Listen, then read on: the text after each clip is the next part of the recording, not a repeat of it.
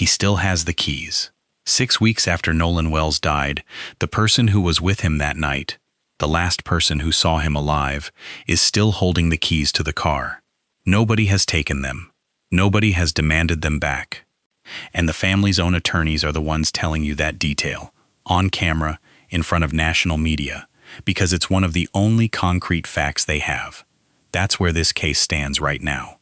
Not solved, not close to solved.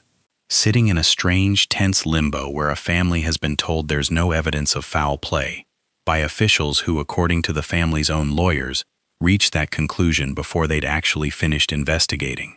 Read that again, because it's the whole story in one sentence. They were told the answer before anyone did the work to find it. And it gets stranger. Nolan's body was recovered on federal land, a barrier island technically under the jurisdiction of the National Park Service, which means, legally, this isn't just a local case anymore. It's a federal one. And yet 6 weeks in, the FBI hasn't opened anything. No subpoena. No federal review. Nothing. While, in an unrelated case on that exact same type of federal property, 7 people were arrested within days. Nobody's going to hand you a clean answer in this video. Nobody has one yet. Not the family, not their lawyers, not the reporters who've been chasing this for weeks. What I can hand you is everything that's actually been confirmed, laid out in order, so you can see exactly where the holes are. The phone that still hasn't been examined, the independent autopsy that still hasn't happened, and the family standing in front of a podium, 40-some days after burying their son, still waiting for someone to just tell them the truth. Stick around, because by the end of this, you're going to understand exactly why this family says the silence has been louder than anything else. This is the story of Nolan Wells. Before we continue, where are you watching from? Tell us in the comment and 40. If a case like this pulls you in, and you want verified updates without the rumors and fabricated information spreading across social media, subscribe to Midnight True Crime.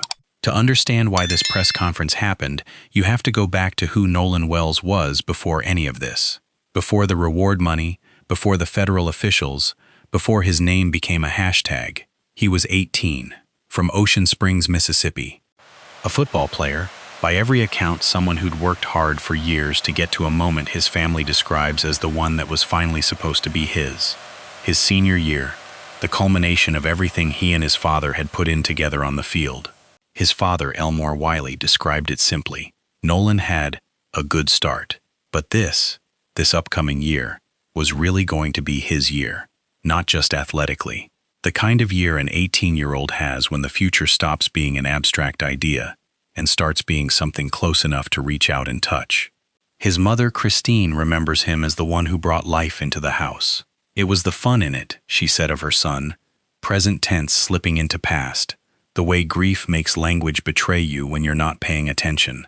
He had siblings, a father who worked alongside him, a mother who says, plainly, that most parents reading this will never understand what she and Elmore are living through. Because most parents, she points out, still get to hug their kids, still get to call them, still get to watch them turn 19. There's a specific kind of grief that comes with losing a child right on the edge of adulthood, and Sharpton, of all people, was the one who put words to it during the press conference. Not as an outsider commenting, but almost as someone thinking out loud alongside the family. He talked about what it means when your child crosses 18, how parents allow themselves, for the first time in nearly 2 decades, to exhale a little. You almost got them there, he said. They're at the cusp of being an adult, cusp of manhood. Nolan had made it past that milestone. He was on the other side of it. And then July 4th happened, and everything that milestone was supposed to mean, the slow loosening of a parent's grip, the beginning of watching your child build an actual adult life, was taken away in a single day. That's the emotional architecture underneath everything else in this story. Every legal argument, every jurisdictional question, every demand for a federal investigation, all of it sits on top of 2 parents who were 18 years and 364 days into raising a son who was, by every measure his family described, about to become the man they'd spent his whole life preparing him to be. Nolan won't turn 19. His birthday was set to fall on a Wednesday in mid-August.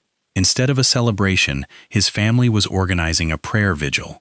Christine put it in words that don't need embellishment.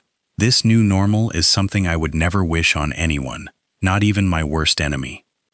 That's where this story starts, not with a crime scene, with two parents trying to explain what it feels like to lose a child and get no answers about why. The date matters, because for this family, it's become a permanent marker, the line between before and after. Nolan Wells died on the 4th of July. His father said it without elaboration, the way you say something you've had to say so many times that the words have worn smooth. 4th of July will never be the same to Christine and Elmore.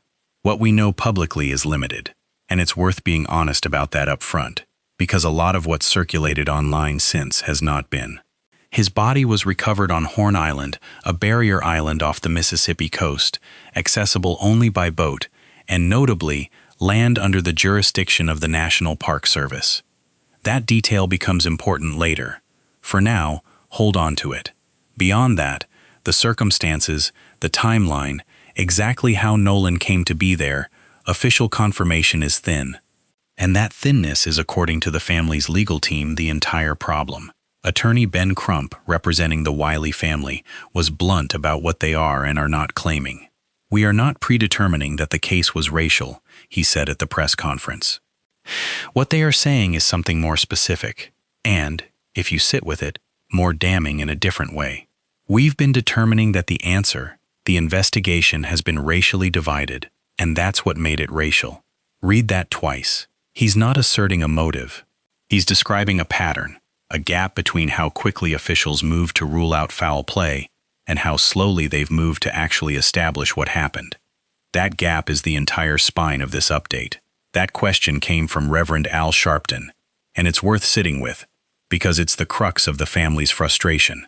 According to Sharpton and the family's attorneys, early statements from local officials characterized Nolan's death as accidental, before, they allege, any thorough investigation had been completed.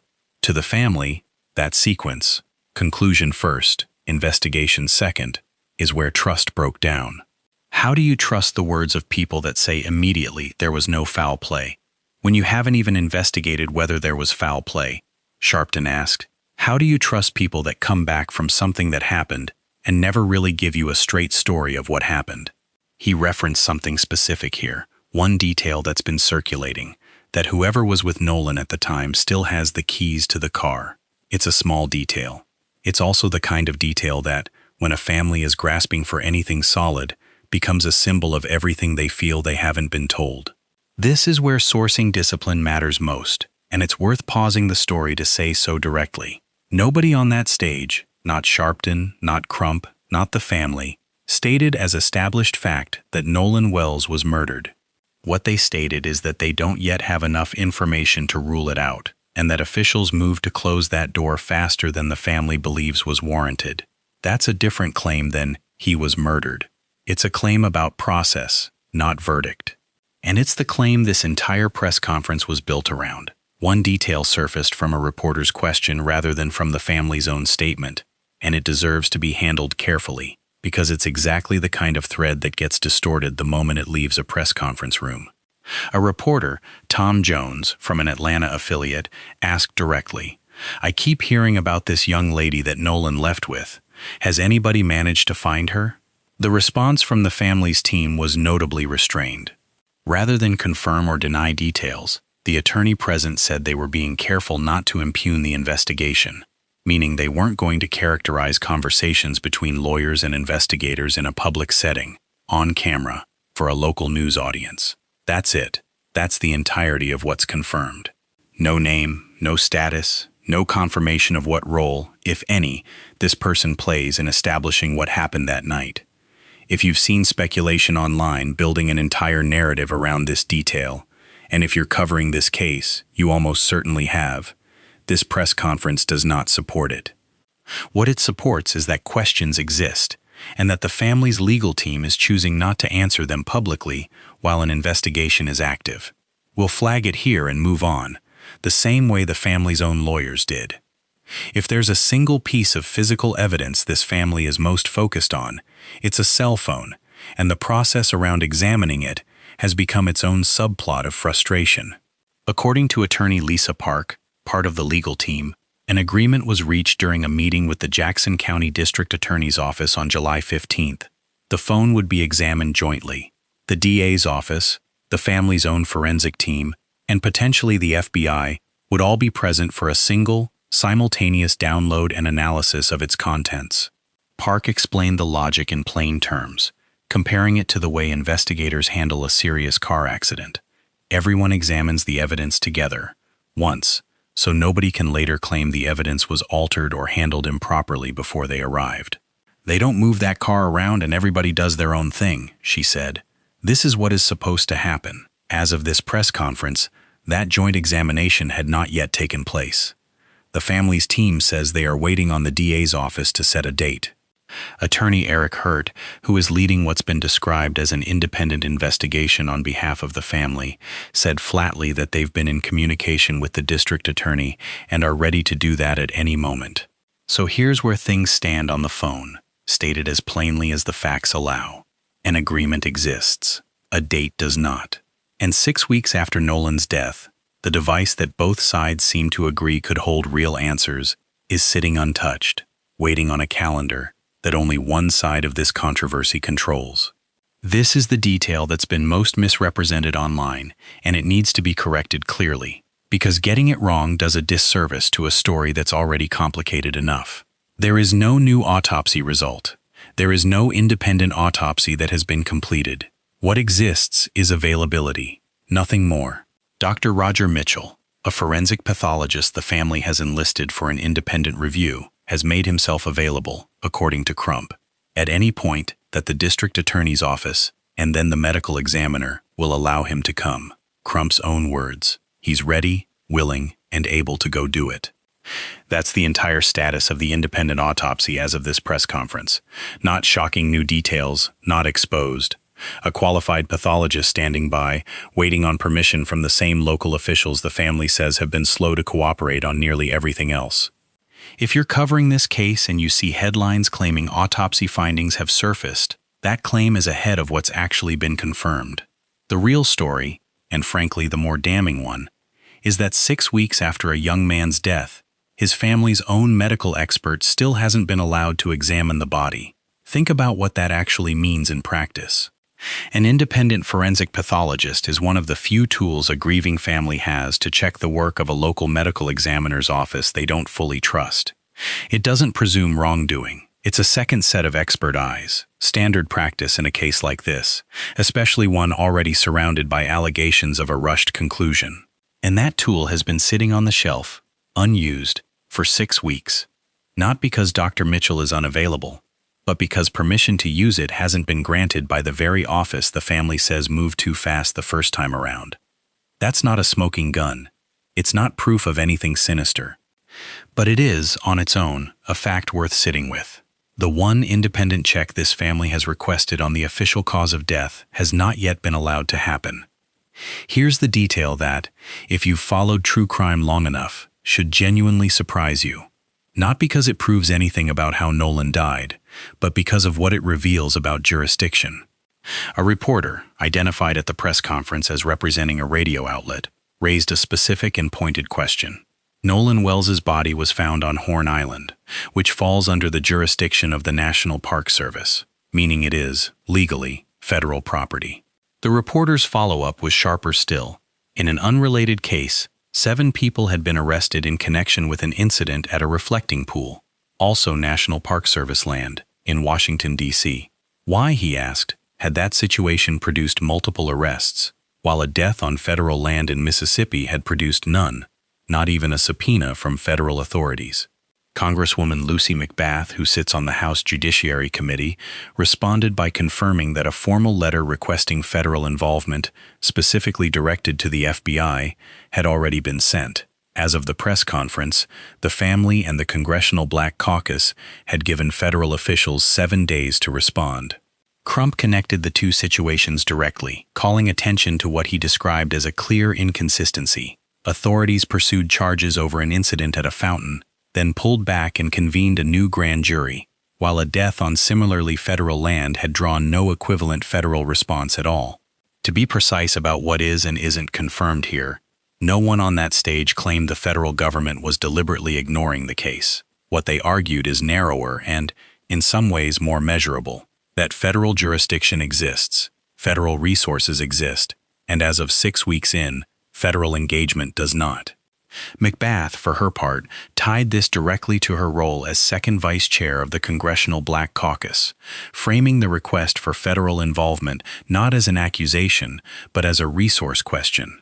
Her argument, American taxpayers, including black taxpayers, fund federal law enforcement resources, and those resources should be extended to this family the same way they'd be extended to any other. She referenced a moment from over a decade earlier, President Obama, during the aftermath of Trayvon Martin's death, publicly stating that federal resources should be made available to help that family get answers.